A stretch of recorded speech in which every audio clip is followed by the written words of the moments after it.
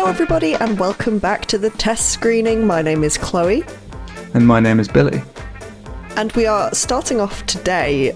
Usually we do a little bit of a today in film segment, but today we're doing a month theme because it is LGBTQIA plus History Month. And I've got some film recommendations to talk about, and I'm sure that Billy will have some of his own too to discuss with us. So, to be honest, Billy, you're a connoisseur of all kinds of cinema. Do you find yourself dipping into LGBTQ films deliberately, or do you just kind of stumble across them when they come out in the cinema and things like that? I tend to stumble across them more often than not. I think because we made a trans-focused documentary for our documentary module in university, where you camera opt and did you camera up and produce and I edited? I did, yes. Well, yeah, yes. I did. I was also meant to do sound, but we won't go there. Yes, the crew issues, as is the case on lots of uni projects. But because of that, I not even dipped my toe. I kind of dived headfirst into LGBTQIA plus focused cinema in the interest of research and trying to empathetically and accurately render the experience we were showing on screen for our subjects and seeing how we fit in the tradition of that genre of cinema. So I think I was more sort of embedded in it with the research at that point in time. But I do still, there's loads of really wonderful and sort of soul singing pieces of cinema from these perspectives. And I think they're a really, really important part of our cinematic DNA. I think that as well, I think cinema has a special place in LGBTQ history because I think for a lot of people it's how we discover each other or how we explore those feelings is through watching it and through those coming of age stories or even just those history stories that kind of uncover things about the movement that we might not have known before. So for me especially, LGBTQ films are a really important part of my identity, and it's one of the first things I started to look for when I started to have those feelings was representation. And we've still got a long way to go with a lot of these, but there are some fantastic LGBTQ plus films out there. I'm going to go through some. I've made such a long list, Billy. I think this is the longest list that I've made for the podcast. This is the most research I've done. But in my defense, both of the big essays that I did at uni were about queer theory, were about queer cinema. So this is like my subject. This is my speciality. Let loose. Let loose. So what I'm going to do is I'm going to go down the list, and then Billy, if you've seen any of the films, or if you want to add any to the list that are kind of like similar or anything like that, then please jump in whenever you want. The first one on my list is The Watermelon Woman. It is part of the new queer cinema movement and was directed and acted by the wonderful Cheryl June. This was a fairly new discovery for me. It's about Cheryl June's character who plays a lesbian who works in like a video shop, and her relationship with another woman, but at the same time it's also kind of a Black history story. She discovers a film about kind of a Gone with the Wind type situation with this Black actress in it who isn't credited in the film. She's just labelled as the Watermelon Woman, which prompts this kind of slow uncovering of who this woman was. She does her research to try and find out who the Watermelon Woman was to kind of give her dues, essentially. But in the meantime, there's also this relationship going on in the background. It's a really great, fun film. It's so 90s, you wouldn't believe. Like, just there are these little like cutaway scenes where they just play this like hip hop backing track, and it's just Cheryl June's character and her friend like messing around. I also think it's one of the more tender kind of lesbian love stories that I've seen. I think there tends to be a really weird kind of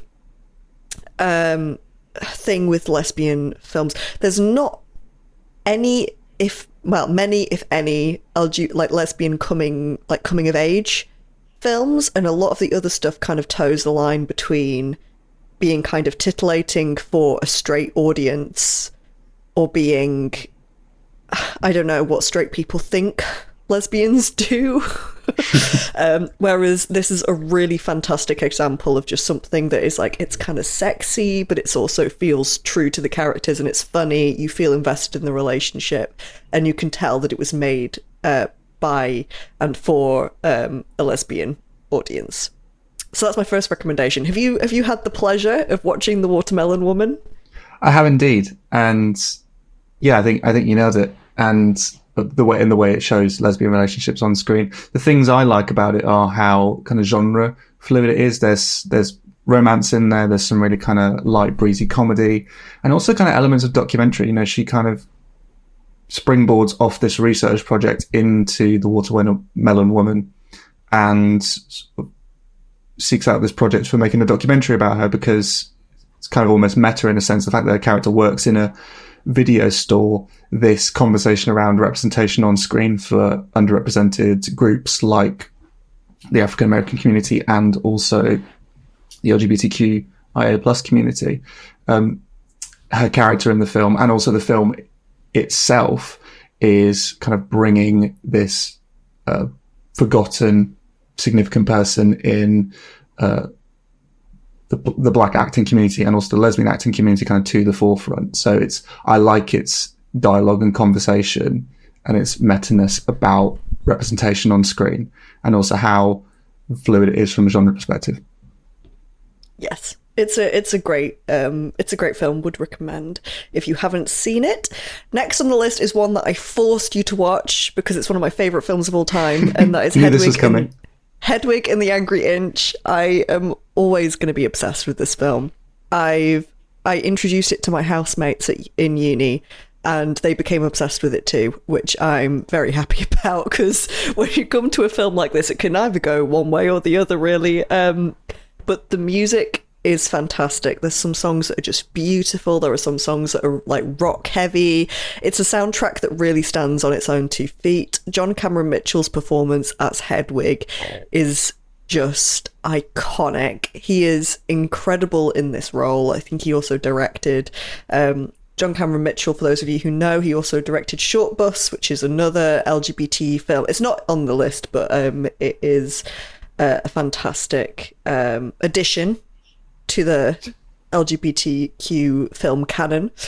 Hedwig just has something about it. It's got this, like, it's punk. You know, it is a punk film in itself. I actually think that the film almost feels like the film version of a zine. You know, those like old punk magazine things that used to be like fan made, where people would cut out, you know, the band members and stick them on haphazardly. It's messy, but it's kind of awesome for it. And it's got a lot of great personality to it. So I actually think if I was ranking these, that would be very highly on the top. It's got some really revolutionary ideas about gender identity. For the time that it came out, I actually think it was way ahead of its time. It's so ahead of its time that I don't think it fully articulates what it's doing, but the filmmaking itself kind of tells a story for you. And I like the fact that Hedwig is not... she's a flawed character in multiple different ways, and I appreciate when we get complexity in LGBTQ characters instead of just, you know, happy relationships that feel a little bit fake. Indeed. Well, we always want that sort of complexity and fully roundedness in the character development in LGBTQ plus cinema, as we would in any other form of drama. Hedwig's amazing. It rocked me out of my seat when you showed it to me, both just because of the catchiness of the music and, like you say, the vibrancy of the filmmaking. It has that really anarchic, chaotic quality, punk, handmade, tactile quality to it, with all the set design and the costumes and everything. You know, there's a reason, you know, there's sort of dress up parties, you know, they go to cinemas and watch it now. You know, the costumes and the visuals are just that iconic for this genre. And I love just how that aspect of it visually and stylistically just reflects how brashly and unapologetically Hedwig presents themselves and just goes, this is me, take it or leave it, which is the theme of a lot of the music from from what I remember. And I also kind of like how from what I remember, in its sort of latter third, towards the end, it kind of goes almost somewhat surreal and a little bit ambiguous. And when me and Joanna watched it, it provoked quite a lot of interesting discussion about what the final portion of the film meant for the character. And I really liked that it was that daring, both in a plot and stylistic sense. Nice. I'm going to have to rattle through some of these because, like I said, it's a long list. So next on is Pride. I don't need to say much about Pride. It's such a good film. Go watch it if you haven't. I think it's the perfect film to watch around LGBTQ History Month. It's one of my favourites. It's one of my favourites solely for the line, "Where are my lesbians?"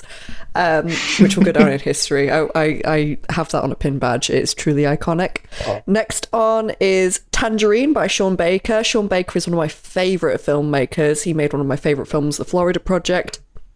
Tangerine stands out mostly because it was all filmed on mobile phones, which gives it a really, again, grounded look into the lives of these two transgender women who are also sex workers. It feels like a really intimate portrait of their lives just because of the way it's filmed and the personality that the two actresses get across. It's a wonderful film. And then I'm going to challenge you on this one because I don't think you'll have seen it, but we'll see. Have you seen A Fantastic Woman? I have. Not for about 3 years, but I have. I thought I'd get you on that one. A Fantastic Woman is a fantastic film. It's about a trans woman. I think it's from the film is from Chile, but correct me if I'm wrong on that. Distributed by Sony in the US. But it is about a trans woman who, after the death of her partner, has to navigate her grief, but also the fallout of that and kind of the distribution of his assets and kind of coming to terms with what their relationship means now that her partner's gone.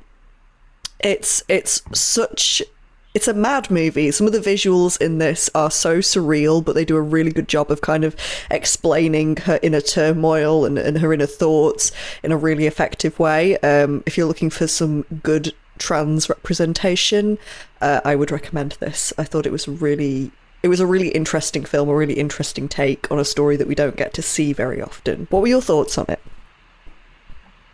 I mean, it's been a long time since I've seen it, but I really, really liked it. Just a lot of those, again, kind of surreal sequences where we're kind of brought right into these sort of fantastical scenarios of her dancing and singing and performing, and how both that gets across sort of the her own form of self-expression and also the buoyancy of her personality, but also, again, acts as a key sort of element of the narrative progression, and it keeps developing and moving forward her character.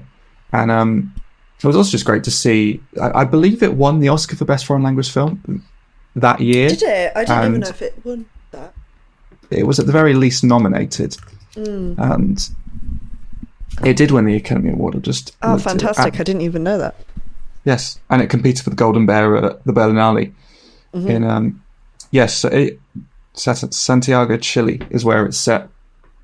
So I'd actually like to watch it again, because having watched a lot more LGBTQ plus cinema since then, and also watching cinema that incorporates a lot more elements of surrealism since then, I think I'd probably see even more in it now than I did at the time, although I did still really like it at the time.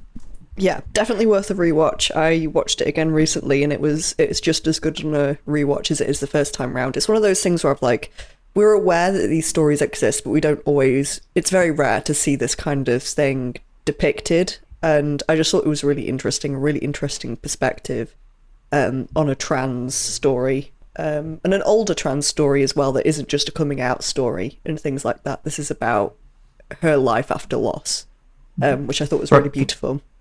Very modern as well. Very modern, yeah, absolutely. On to more trans representation. I've got Death and Bowling on here. I'm not going to talk about it because Harriet does a much better job of talking about this film than we ever could. So if you're interested in Death and Bowling, please check out her episode of the podcast. It's called Reflections and what was it? Reflections and Refractions? Yes, Reflections and Refractions, Gender on Screen. Yes, so please check out that episode if you are interested in deaf and bowling. But again, a really great example of diversity within diversity. You know, you have trans actors playing trans characters. You also have trans actors playing straight characters. It's cis characters, I should say.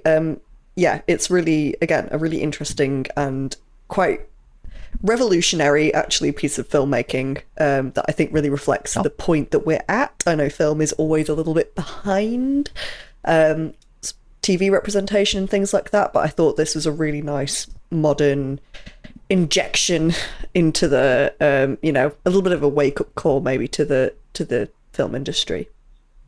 Next is Handsome Devil. I mean, Andrew Scott, need I say more? It's a great little film. That is the review. Andrew Scott, go watch it. I'd say this is the most Heartstopper-esque thing on the list. I have a little bit of maybe it's just a chip on my shoulder about all of these pieces of media that come out about overly cute gay couples in high school, because I'm just like, when, where? I'm sure it does happen now, but I think in my mind I was like, there was way too much drama going on at high school for anyone to have a healthy relationship. My God. But I thought this film does it really well. Andrew Scott plays the teacher who is also in a relationship, and it's around the time when there was change in the air, so he doesn't really know whether or not him revealing himself to be gay will cost him his job. So he's kind of closeted, but he does form a relationship with the two boys that are forming a relationship, but they kind of have it's like an unspoken thing where they're both into music and things like that, and they try and help each other, but he can't explicitly tell them why, you know, he can't help them. It's a great film. Good, easy watching. I think that one's more of a feel good film. Also on feel good films, Fire Island. This is on Disney Plus. It's great. It's a rom-com. It's a gay rom-com. I'd say it's more along the lines of Bros than anything else on the list. Really funny. It's also really great to see some Asian gay representation and some jokes that kind of correlate to their experience within the community, which is not great all the time. I thought it had some really witty observations about gay culture and about the saturation of it, the over-sexualized nature of it, and how that can prevent at times men from having meaningful relationships with one another, while also being really funny. And yeah, I need to rewatch this one. It's been on my list to rewatch for a while. Good fun. Then we have Saving Face. Have you seen this one? No, the last few that you've mentioned, I'm not actually familiar with. Oh my God, I've been giving Billy recommend. I hope you're writing these down, Billy. I'll be asking you questions. Saving Face is again about an Asian American girl. She's a lesbian, but she's under pressure from her parents to have a relationship, get married. But then she reveals that her parents have secrets of her own and that her mother is pregnant again. And this sets off a whole drama about honor in the family during this time while she's caring for her mother, who's kind of having a bit of an existential crisis. She's also forming a relationship with another Asian girl, and it's really well done. It's a quiet film, but I think in terms of like lesbian rom-coms, we have slim pickings, okay, but this is a really quality one that I really enjoyed. Underneath that, this is one that I definitely know you watched because you watched it for uni, and that is Disclosure. It's a documentary about trans representation in cinema. And on the back of that, I would also suggest people check out a documentary called The Celluloid Closet. This is a bit outdated now. I think the documentary itself might have been early 2000s, late 90s. It's based off a book that's even older than that, talking about gay representation on screen. It was really handy for me doing my dissertation. But I think the most interesting thing about it is it talks about old black and white movies and the queer coding and queer representation that was kind of hidden within the subtext of those films. So a really great little documentary to watch, because it helps you kind of pick out some of those queer coded things that I think queer people are attuned to, but maybe a straight audience might not pick up on, and why it is that some of these movies are viewed as queer icons and things like that, when on the surface there's nothing queer about them. So that's a really good one to check out. Then is Bottoms. We've reviewed this on the podcast, so I'm not going to go into it, but it's great fun. Go watch it. And then, okay, we've got some depressing ones now, but it is LGBTQ History Month, so I can't miss them. The Boys in the Band, and I would recommend you watch the one from the 70s, not the reboot. The reboot's fine, but I think you only really get the true impact of this story from the original 70s version. It's based on a play, a really heartbreaking play, but it's just about a group of gay men who kind of come to a gathering, and their own self-hatred kind of becomes their undoing as they play these really mean party games that kind of get under each other's skin. And I think the time that the 70s one was made in adds an extra layer to this. I don't think the reboot brings anything new to it, in my eyes, but the original one is definitely worth a watch. It is heartbreaking, though. Have you seen this one? No, I'm aware of it, but I haven't seen any. I like that.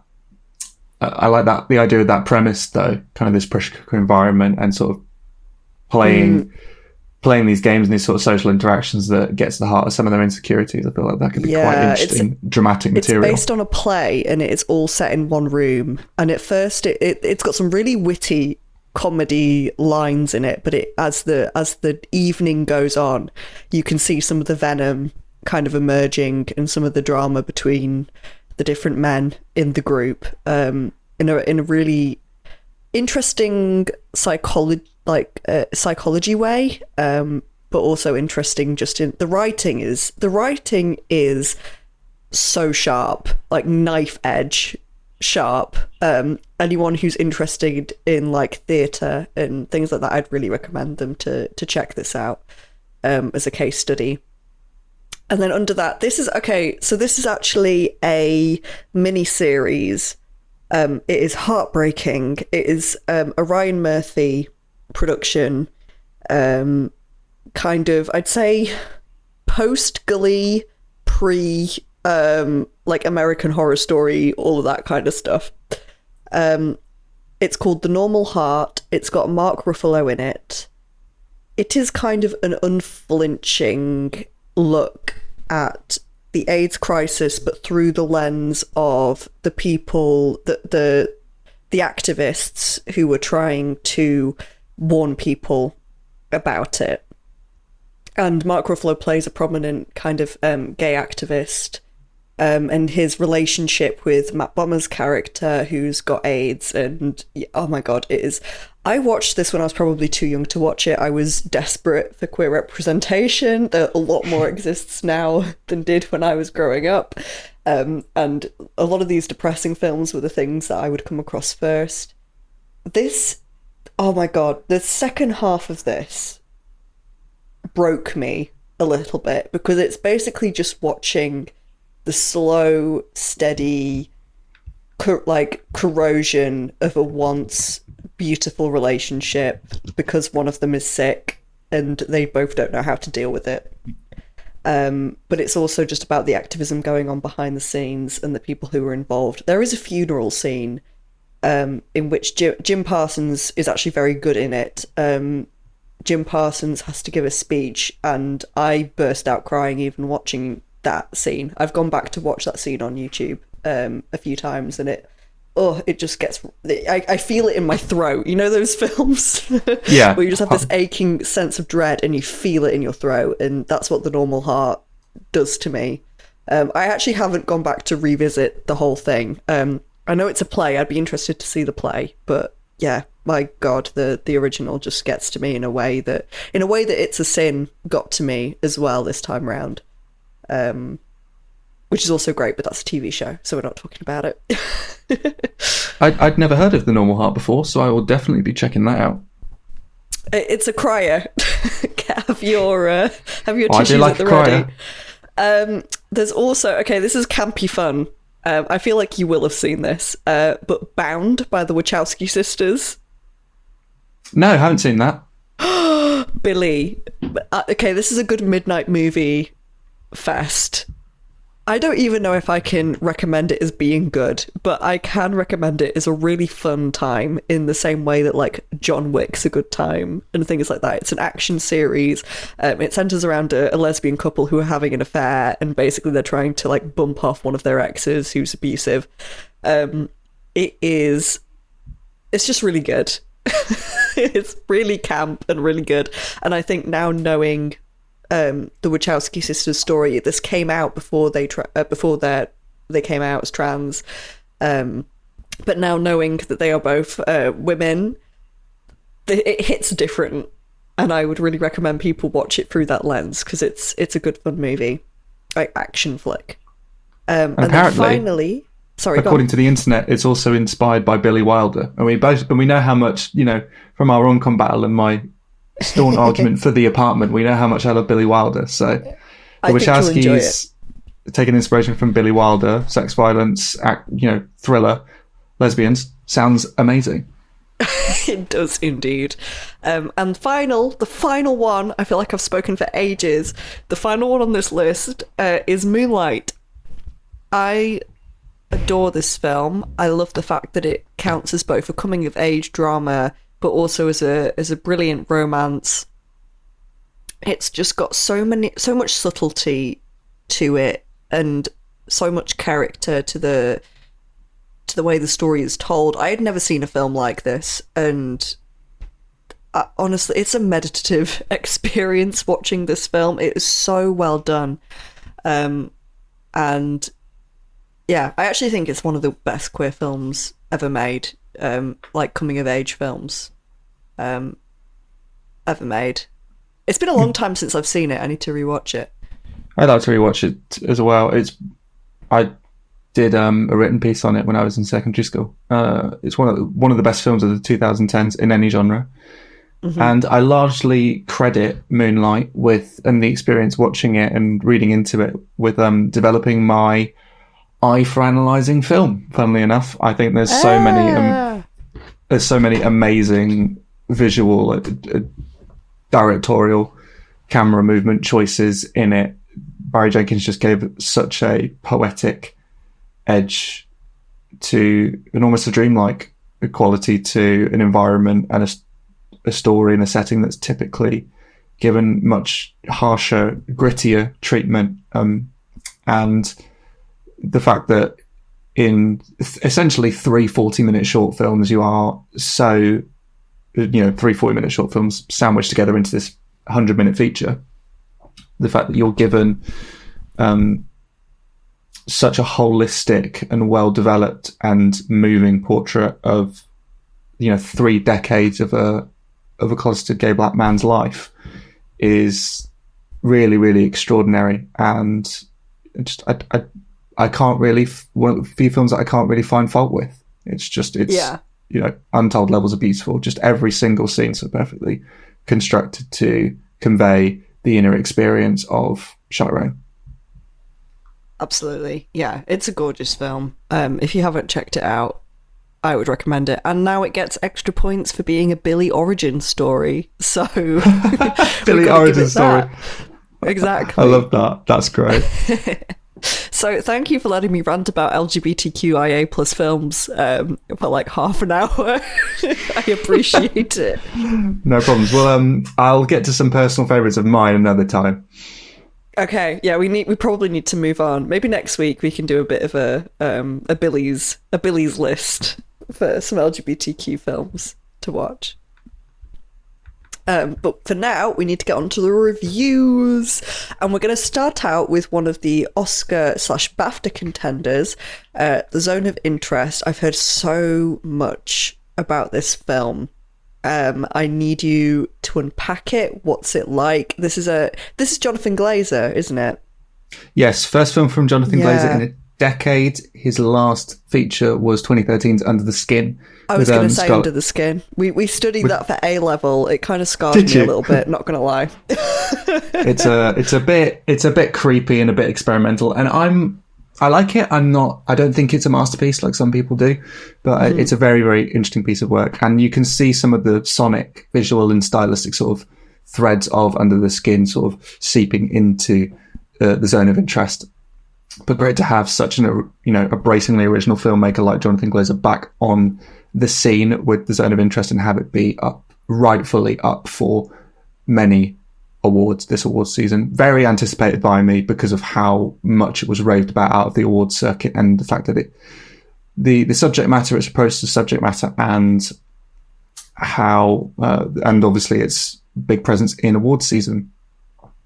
So it's a historical war drama, telling the story of Rudolf Höss and his family and their family life. Rudolf Höss was the commandant of Auschwitz, largest concentration camp in the Holocaust.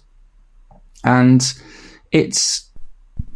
I wouldn't entirely say it's got no plot or light on plot, because, well, I'll get into the reasons for that later, but it doesn't have, particularly complex or, eventful in the traditional sense narrative. It's very much just a portrait of this family life. The only kind of the key factor being is that, and this was real, you can actually, if you, according to people online who visited Auschwitz and the museum on the site of the real life camp, you can see this building.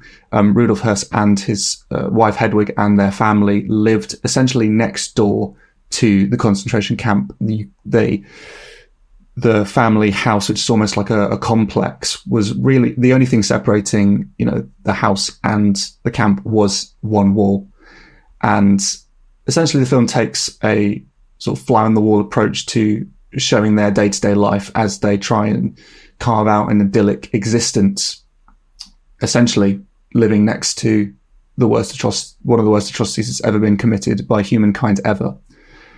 And as long as there have been cinematic renderings of the Holocaust, there's been this ever-present and very fiery debate about how visually explicit the atrocities should be portrayed and the ethical and moral implications of that on the part of filmmakers. Claude Lanzmann, French Jewish director, I believe, constructed, his sprawling 9-hour documentary magnum opus Shoah without a shred of archival material or footage of the violence. He was very outspoken in believing that the application of that method of storytelling and graphic imagery to this subject matter was obscene. Steven Spielberg was Schindler's List. He showed heroism and murder in equal measure and won 7 Oscars in doing so. I also think Schindler's List is one of the greatest films ever made, but it's, one of the more explicit visually in the sort of genre of Holocaust films.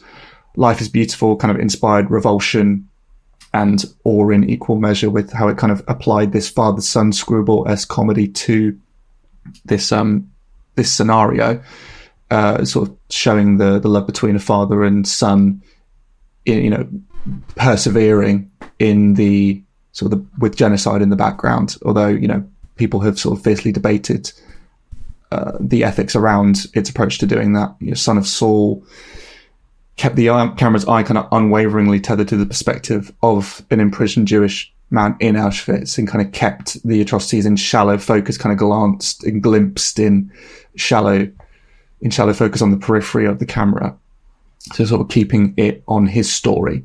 And then you have documentaries like Night and Fog and Night Will Fall, which have the most just horrendous, unflinching, raw archive footage of the liberation of the camps and mass graves and everything. Images that are, seared into my memory forever. It's like watching them is like a branding iron to your brain. The footage is that graphic. So the debate rages on. And if a director wants to tackle this subject, they've got a pretty unenviable task, and I would say it's one of cinema's steepest uphill battles. Are you bringing something new? Are you to the perspective and the history? Are you being respectful? Are you being exploitative? Does the film focus as a historical document or more of a traditional cinematic narrative, or is it kind of straddling the line?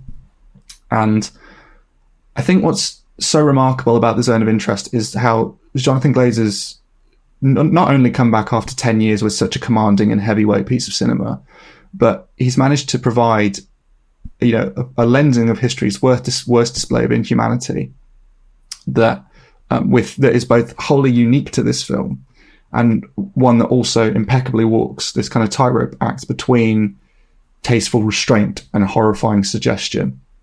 So the entire visual and sonic construction of The Zone of Interest, in my mind, is pure genius. He's done a really masterful job of creating a world that has the design and aesthetic of utopian normalcy, but the atmosphere of this pernicious, like ungodly hellscape. You know, nurturing familial love with genocide in the periphery, you know, this idyllic existence that's thematically and literally geographically situated on the precipice of mass murder. You know, you've got kids playing and gardening and family dinners and buffets kind of going on. And as you can see, the smoke and ash billowing out of the chimneys over the camp wall in the background of these celebratory, you know, acts of familial love. And these largely static cameras positioned in these very kind of unnatural elevated positions give this kind of surveillance-esque view of the family life, you know, fostering this immensely powerful juxtaposition and directorial friction between everything about the space, location, and lifestyle not appearing normal from the way it's shot, but the very natural, effortless cadence of the performances conveying that the characters do in fact treat the scenario as completely normal. And then you have the sound design. A lot of ink has been spilled about the sound design, and actually seeing it and feeling it in a cinema was probably amongst other things, but was, in my mind, the foremost sort of key reason why I felt this film like deeply, viscerally in my bones. Like, I don't think I've ever been so simultaneously captivated by a film and also so desperate for it to be over, because it was so oppressive, and the sound is largely to thank for that. Because you're never shown the atrocities. The most you see of the camp are the outsides of the buildings, the guard towers, the chimneys that kind of loom over the walls of the family home.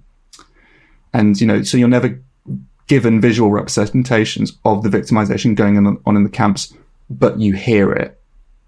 You get this, you know, this gargantuan panoramic rumbling drone that kind of looms in the background of the sound mix, and kind of, in my head, it kind of reminded me of the mechanical bassy groans of the soundscape in Eraserhead. So kind of a really good, you know, almost sort of horror inflected, you know, evocation there. But you also have these distant pointed echoes of gunshots that kind of pierce you right to your heart. You know, these tortured screams that are then, as you kind of venture inside the family home, but you've still got this peripheral background noise. The screams and the shouts of pain and the sounds of the torture become muffled and contorted by the walls of the family home that they're still managing to seep through. And there's, you know, sounds that swallow and mutate and become fused in with and assimilate with sounds of the children playing, or very significantly the sound of a baby, the family baby, the Rudolf Höss's child and Hedwig's child, the sound of them crying. And it kind of reaches a point where, as an audience, you actually stop being able to distinguish between the sounds of discomfort from their baby and the shrieks of innocent people being executed. And that's a really amazing display of messaging and sound design, because there should not be a distinction between those two things in terms of, you know, pain of humankind, but the family chooses to make that distinction. And watching this all unfold on screen is almost unbearably chilling to witness. And people have referred to The Zone of Interest as being about the banality of evil, the kind of that famous phrase in text that was, I'm not sure of the text's origin, but it's like the famous historical text sort of describing and unpacking evil. And it's true to an extent that it is about that, because it's displaying that sometimes the greatest callousness originates from people seemingly not that psychologically dissimilar from ourselves. And it kind of serves as a powerful reminder of that, with how, you know, well pitched and restrained the performances are. You know, they're not performed as pantomime-esque villains, Hedwig and Rudolf. They seem almost entirely ordinary and unremarkable in a sense from how they act. But it conveys this idea that the, you know, mass murderers do not start out as mass murderers. They they are seemingly normal people, and they just, it's a reminder that we should not let these things happen again, and that we're not as dissimilar as we think from the people who end up being capable of these actions. But it's more than just being about the banality of evil. The use of these hidden static cameras and having the actors kind of perform in the house alone without any crew members present, it creates this bleak and barren arena of like moral vacuity. The story and the setting is like a deafening like echo chamber of complicity and indifference in the face of unspeakable cruelty. A cinematic study in not just like banality, but like the active and continuing decision to remain oblivious to surrounding horrors. And again, just the stylistic application of all these things is absolutely incredible, completely extraordinary on a technical aspect.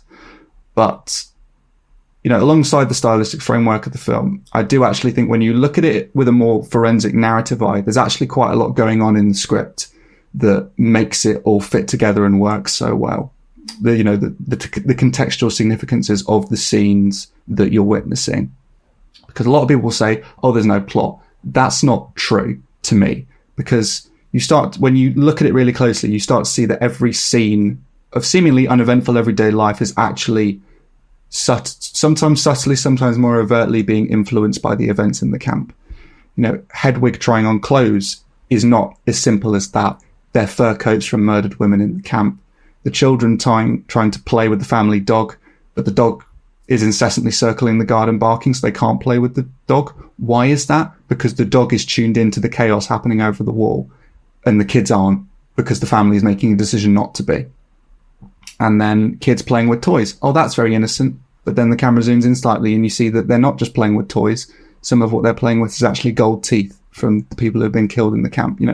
So many sequences, and this idea of, the action of ignoring so thoroughly permeating the screenplay shows that there is real script substance, underneath, this really genius stylistic framework that Glazer has managed to conjure.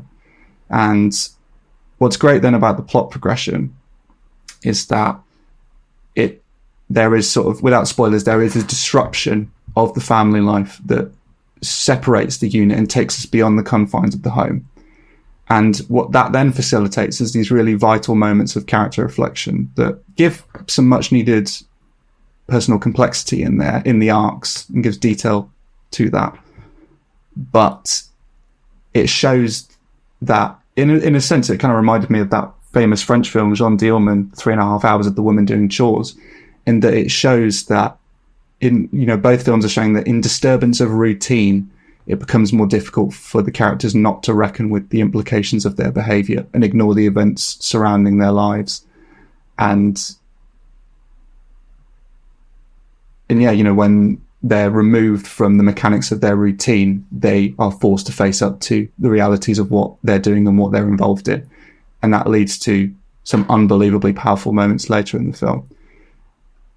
And an ending that left me simultaneously deeply moved and totally shell-shocked.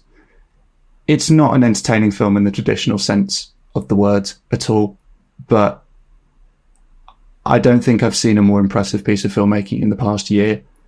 I'm not sure it will take home gold at the Oscars for Best Picture, but I think, there's been some amazing films, including Poor Things, which I initially ranked as my favourite of the year.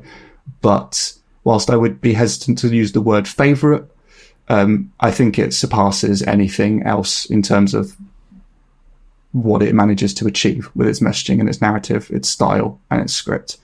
It's masterful in every way. And I couldn't, for people who have the stomach for it, I can't recommend it highly enough. It's an A+ all the way. Yeah, it sounds so interesting and such a different perspective to come into this subject matter with. There hasn't really been a film like it, has there, that has kind of approached it from this way? No, not one that I can think of. Yeah. I hate to bring the mood to where I know it's going. Because you know where it's going. I know where it's going. How the hell do we go from the zone of interest to Argylle? I'll let you decide how this transition needs to go. I mean, you know, I guess I could the best way I can transition this is by going that I was a fan of the first Kingsman film, but as the Kingsman films went on, the way Matthew Vaughn sort of take on spy satire kind of started to prove luring and prurient, and sort of a lot of the very copious scenes of graphic violence and lots of people being killed in very balletic and visually extravagant ways, along with kind of some of the crude tone of the humor and how bombastic and lacking in taste a lot of it was. It just left a bad taste in my mouth, and just it lost all sense of kind of sharpness and wit that was kind of and satirical edge that was kind of in the story initially.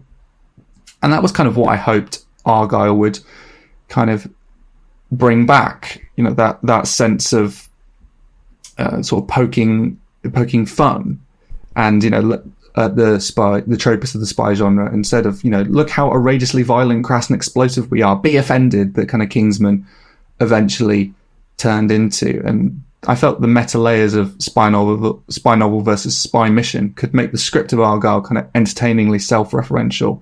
And with the cast this stacked, I thought, you know, what could possibly go wrong? Well, turns out famous last words. Famous last words. I should just a quick summary of the plot. Bryce Dallas Howard played a very revered spy novelist, sort of famed book series, sort of centering around the globe-trotting adventures of a spy named Argylle and his team. And she eventually is sort of ambushed by a spy operative on a train, and is sort of pulled upon a sort of mission whereby both the spy agency and a big evil villainous almost kind of cartel-esque organization are sort of after her to write the rest of the fifth novel, because what she's managed to write up until this point has actually been very sort of fortuitous and predicted a lot of the events and has helped missions be thwarted. So again, interesting, fun premise. What could possibly go wrong? Well, turns out a lot. Oh dear God, so much could go wrong. Right. So, first of all, I'm quite shocked at how Argylle has managed to do this. I think it's single-handedly managed to put me off wanting to see Henry Cavill in anything for at least a couple of years. So the imaginary Argylle character from the protagonist's famed novels is constantly inserted directly into the middle of action sequences, as though he is mysteriously speaking to Bryce Dallas Howard's character and guiding her thoughts. Now, this is nifty the first couple of times it happens, but it's rehashed so often that eventually, every time, Henry's fierce smolder is inescapably plastered across every inch of the screen. I was praying for some kind of like radio where I could like whereby I could call in some kind of task force to drag Henry Cavill off screen and imprison him for decades to come, so he didn't have to come back on the screen. Dear God. His visual and editorial insertion into these sequences is oftentimes so awkward and ill-timed that it has all the grace of a hurtling speedboat trying to travel through the eye of a needle. It's just like, you know, there are just them in how often they rehash that. They're just mercilessly beating a dead horse. In fact, the horse that's being beaten isn't just dead. It's, by the halfway point of the film, it's now a decrepit pile of bones that's being ground up into a fine dust with every appearance of Henry Cavill's God-forsaken face. Oh, it's like burnt into my memory from like how often he was like staring into my soul when they came on screen. You know, the bones ground up into a dust, which Matthew Vaughn could then roll up, smoke, get high off, and crank out his next stomach-churning screenplay. The script has no less than 5 plot twists that are so ludicrous they would have had M. Night Shyamalan hurling his popcorn at the screen and howling about that would never happen. The disappointing, you know, thing is that the narrative leaps, I think, could have actually worked if I felt like the tone of the writing or the content of the dialogue was at all deconstructing or lambasting the tropes of franchises like James Bond, but it isn't. It aligns itself with the fun factor you'd want and expect out of a buddy comedy or like a Hollywood spy romp that isn't particularly heady or anything, but it's taking itself just seriously enough whereby it loses any and all self-awareness of how ridiculous the proceedings are, and at least to me felt like it wanted the audience to go with it, and in doing this it completely nullifies any capacity for parody that the film may have had at the outset. And I mean, there are actually some decent performances in here. I mean, you know, aside from a Dua Lipa so wooden you'd think she arrived courtesy of a courier van from Furniture Village, and the punchable, intensely aggravating presence of Henry Cavill, Sam Rockwell actually is nice here. He's got a good combination of kind of lovingly bumbling and quiet, suave intelligence.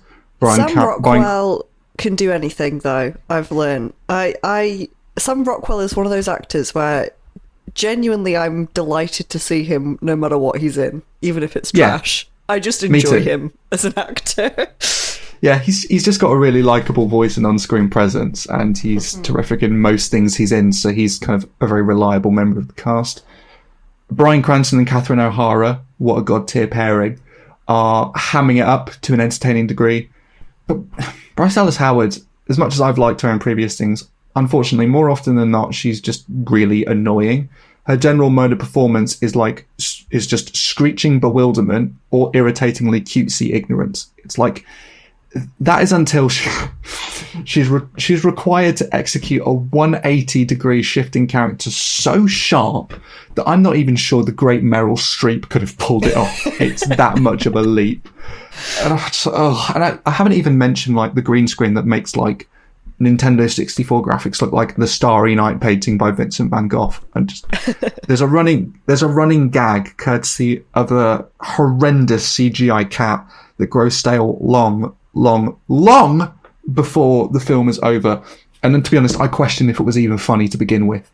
And like the insipid, almost like vomit-inducing music choices that like had my eyes doing Torval and Dean style ballet. They were rolling so much. Like as soon as I heard Barry White go, "Oh, you know, come on, baby," like into the mic at the start of the film, I was like, "Oh God, spare me!" Like, I mean, that sets the tone straight away, doesn't it? oh, it really does. It really does. There are stunts, if you can even call it that. Stunts. There are stunts in this that you'd have to have the birth child of E.T. and fucking Elastigirl to be able to pull off. You know, they're just ridiculous. Doesn't even begin to describe some of the stunts in this, and they jettison all physical stakes and danger from the action sequences. And so this sounds like it's heading towards an F. The only reason I'm not giving this an F is that on occasion it was in fact mildly amusing, and mostly down to bewildered character reactions. You know, God bless Samuel L. Jackson. He was a sight for sore eyes in this quagmire of E-tier James Bond tropes. There's the chemistry between Sam Rockwell and Bryce Dallas Howard was surprisingly likable, even in the most jaw-droppingly insane moments. You know, early on the film danced between passable and mildly enjoyable fairly regularly. You know, saving Argylle, I think, from the esteemed list of films I've given an F to.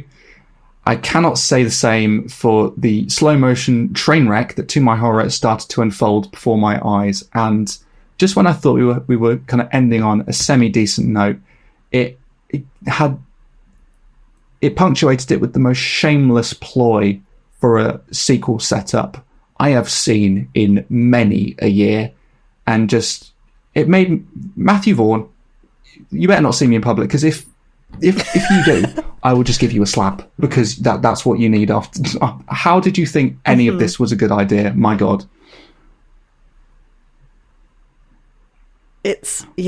I have mixed feelings on Matthew Vaughn. I enjoyed the Kick-Ass movies, and like you, I enjoyed the Kingsman movies. They have like similar things kind of happening to them. I do prefer the first one. The second one, I think, was saved mostly by Taron Egerton, because I think he's just so brilliant in that role. He's so charismatic. It did feel like an updated Bond in a way. It was like a fun popcorn movie, and that combination between the trio, the Mark Strong, Taron Egerton, Colin Firth trio, was just really enjoyable to watch, which for me, saved those movies from the absolute batshittery that went That on was around occurring.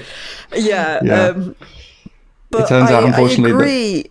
I've struggled to rewatch them now since I was a big fan of them when they first came out, and going back to them, I find the casual sexism isn't great. The over the top goriness of the fights. I don't inherently mind that, but it's there is something about it. It just leaves a bit of a bad taste, isn't there? And the kind of the weird sex scenes that they put in Kingsman that just felt tapped on in a really unnecessary way that I think was meant to be parody, but just, I mean, the thing is, Bond and these like spy films haven't been what they used to be for quite a long time now, and what Kingsman felt like was a parody of like the old Bond films that kind of, deserve to be parodied because they're so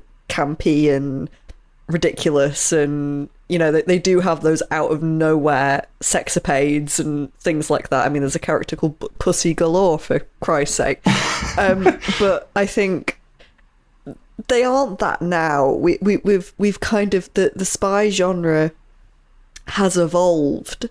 We have the Bourne films, we have John Wick, we have the later Bond films, which I mean, Skyfall's like the peak for me. The rest of them, not so much. But they evolved, they became more modern, a bit grittier, to the point where Kingsman doesn't feel like a parody anymore. It feels like its own thing, and therefore a lot of the humour that would be derived from those comparisons is gone. And it sounds like Argylle's the same thing, where it's like it thinks it's a parody, but we don't know what it's parodying anymore because those films haven't really existed for quite a long time. Therefore, it becomes the thing it swore to destroy. Yeah, that's exactly what happens. I think the only kind of saving grace with Argylle is that it doesn't have the sourness and the really sort of uncomfortable lack of taste that some of the stuff in Kingsman sort of now hits with. It just pushes the ridiculous envelope so far to the point where I'm just like, this is just making me cringe internally so hard that I just want to curl up in a ball and just not have to experience any of this anymore. But like I said, there was some decency in it early on, saved it from an F and just gave it a mere D grade. So probably wouldn't recommend it, but if it happens to be on the TV one day, you could watch it while you were cooking. Is it that kind of thing? You'd get a good laugh out of how absurd it all is. Okay. Okay, our next film, I'm very excited for. It's The Iron Claw, and it has got Zac Efron returning to the screen, who I thought I'd never see that boy's face again. He was my entire childhood, that man. Mine too. My God. It's also got Jeremy Allen White in it, who's from The Bear. I would be interested to know at what point he was cast in this, like how long ago he filmed this film. Was this before or after the success of The Bear? Obviously he did very well in Shameless before that, so I wonder if he was cast maybe off the back of that more than the back of The Bear. I don't know, timeline things always interest me a little bit when it comes to Hollywood and when things are released. But this seems like a really interesting film. It's an A24 film, which is always cause for interest and intrigue. So what did you think, Billy? Yeah. Funnily, I'd forgotten it was an A24 film, and I went to see this with a few work friends of mine, and as soon as the A24 logo came up, I sort of remarked, "Oh, A24, always a good sign," and everyone sort of giggled next to me because they know what I'm like. So, biographical sports drama centered around the Von Erich family, a real life family who are largely considered to be one of the greatest families in the history of professional wrestling. And but were saddled with a very domineering, overbearing, and sort of a success-obsessed father who didn't quite hit the big time in the way that he wanted to, and essentially lives vicariously through three of his sons. One is a prospective Olympian, two are prospective professional wrestlers on sort of that circuit. One of them is the Olympian, who is played by Jeremy Allen White, is eventually brought into the fold when there's an issue with, I think it was because of the Cold War, America not wanting to go to the Olympics in Russia. So he's kind of eventually sort of pulled into the wrestling fold. One of them is not seen as capable of being a part of that world and is sort of belittled for it by the father. And you have Zac Efron, who's kind of, and Harris Dickinson, who are desperately trying to seek the approval of their father and also just make him proud. And even if professional wrestling isn't perhaps all they want in life. And there's also talk of a family curse. And interestingly, the director said, we actually had to dial back it's a very sad film as it is, but the director said they had to dial back the tragedy just a bit so that it was actually credible for a drama, which is kind of speaks volumes about how tragic the real life story actually is. But there was sort of talk of there being a potential Von Erich family curse that was remarked about in the media because of everything that happened in the family. So the film takes a biographical look at that journey through the familial trauma and also the heights of their successes in the wrestling industry. And considering that the Iron Claw revolves around a group of men who are so stacked that they wouldn't look out of place in like a live action version of He-Man, the key, I mean, Zac Efron is almost literally rectangular in frame. He's that buff. The key concern is, like, will the story be able to foster like an empathetic human core when there is more testosterone being thrown around than a Michael Bay film? And the juxtaposition that the Iron Claw finds between the blood-pumping thrill of wrestling, the deep-seated emotional toll toxic masculinity takes on a family, and the warmth of connection between the brothers in a family unit, I think is a real triumph. The direction from Sean Durkin is really strong. There's a jerkily claustrophobic close-up in this opening black and white flashback to a particularly vicious fight between the Von Erich father and an opponent that, to me, I was taken aback. It's had something of the brutish, rabid aggression of the boxing matches in Raging Bull. And there are other scenes where Durkin shows great ability to kind of visually distill the physical force of the training and the matches. There's this, it's been shown in the trailer, there's this fantastic close-up kind of placed directly level with one of the ropes on the border of a wrestling ring as Zac Efron kind of spars and sort of bounces and careens between the opposing sides of the ring. And the camera stays static on this rope the whole time as it's sort of continuously bounced off, and you kind of viscerally feel the barreling force as he repeatedly slams into the rope. And it's kind of a very nice visual representation of the mistreatment he puts himself through emotionally and physically at the hands of trying to impress his father.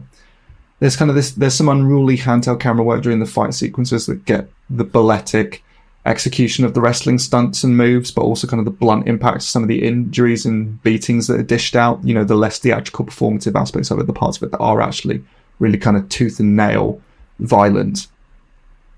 And there's also this kind of really nice contrast between, when they're at the family ranch and it's more kind of a fictitious family drama. You've got these very pulled back, very distant angles that kind of show this space, which is lit very warmly and very kind of nostalgically, but visually the way it's framed is very kind of isolating and lonely, which kind of speaks volumes about sort of the atmosphere that the father, permeates as he sort of enters the space and sort of interacts with the family. And the other half of the film that really makes the drama overall sing is the really deep, affectionate connection that you feel between the quartet of brothers. The performances from Zac Efron, Harris Dickinson, Jeremy Allen White, and Stanley Simons are outstanding. I mean, to be honest, I kind of feel a little bit aggrieved that Harris Dickinson didn't get a Best Supporting Actor nomination, or that Zac Efron wasn't more in the conversation for a Best Actor nomination. They each bring a really unique quality of performance to the central dynamic of the family, which is really nice. The tightness and repression that courses through Efron's face as he flounders in attempting to break free from his father's kind of oppressive grasp, the titular kind of iron claw, which is their signature family wrestling move, but also sort of the figurative claw that the father keeps on the family, that Zac Efron's trying to break free from. You see that in his sort of his oral posture and his sort of facial expressions as well. Stanley Simons, he brings this kind of youthful bounce and buoyancy, but also this timid fear in the presence of his father. Jeremy Allen White kind of embodies pure, brisk, single-minded determination and speed in his pursuit of greatness, and also quite nicely distinguishes himself from his performance as Kami in The Bear. I kind of worried if maybe he would just come across as like a slightly just alternate shade of Kami, but that wasn't the case at all, which was great to see. Harris Dickinson, who for me was actually the strongest performance of the four. He's got generosity, empathy, compassion when he's sort of supporting his brothers, but also this kind of, he really, really gets the performative bravura of the big sort of theatrical trash talking in the ring, and also the occasional mockery of his brothers of the theatrics when they're sort of trying to record stuff behind the camera, do the trash talking. He's just like, this is great, this is ridiculous, shut up, man. And it's further proof to me that Dickinson is one of the strongest actors, young actors working today, without a doubt. He's brilliant in everything I've seen him in. And the story kind of features, as I said, cautionary themes of the father's overbearing influence, misguided focus on achievement in sport rather than building a meaningful home and familial relationships. And the screenplay is all about that. There is some friction in the screenplay between how naturally these themes kind of unspool just by watching and observing the interplay between the brothers as they train and celebrate each other's personal and professional achievements, versus how on the nose some of the dialogue is. I mean, I was really just like, some of the language used is pretty overwrought and theatrical, and I'm just like, no, it's like, yeah, that is kind of what they're talking about, but nobody would really phrase it like that or explain it like that. It's not necessarily it's kind of expository, but also just some of the vocab used just isn't realistic to me, which did take me out of the drama sometimes. But I do think the performances are so organic and powerful and deeply felt a lot of the time that kind of balanced that out, and it wasn't like it wasn't pervasive across the whole film, which was nice. I think the longer it went on, the more organic observational moments sort of took center stage in amongst the fight sequences, and that's when the drama really started to tighten up for me. And earlier on, I do wish some of the script kind of left some of the thematic outlining to the nuances of the interaction, which would have sufficed, could have been how strong the actors are, rather than just relying on speechifying that. At 2 hours and 10 minutes, I also think it's a little bit too long. I reckon you could have shortened it by about 10-15 minutes, and you'd have a tighter film overall. Towards the end, I did feel it was starting to overextend itself, but the performances are that strong, and you care that deeply about the characters and where they end up, that I was just, even if it was a tad maybe over long, I was happy to sit in it for that little bit longer. And especially considering how repeatedly bruising some of the later tragedy is, you kind of feel that length a little bit more. But again, that's not a massive complaint, just maybe I would have liked it to be slightly tighter. But that being said, I can see why people are slightly aggrieved about this not getting some Oscar nominations, particularly for the performances. This was a real treat, a really great addition to the modern canon of sports dramas. And again, not entirely really about the sport, more about the effects on the outer life that are sort of appendages of practicing that sport. This was really terrific overall. I'd give this an A-, very good. Nice. I think an eclectic bunch of films once again. Thank you for, as always, for your reviews. No one can say you don't do your job, Billy. This is we've had range today again. I always want to keep things varied. There's a lot of really interesting, contrasting cinema out there, and I want to make sure everyone knows about it. Yes. Well, great job as always. What have we got coming up next week? So we have the Juliette Binoche starring French culinary focused romantic drama, The Taste of Things. We have the Bob Marley biopic, Bob Marley, One Love. We have the, still in cinemas surprisingly, Jason Statham schlocky action flick, The Beekeeper. thank you for listening. Please join us next week on the test screening. Bye. Bye.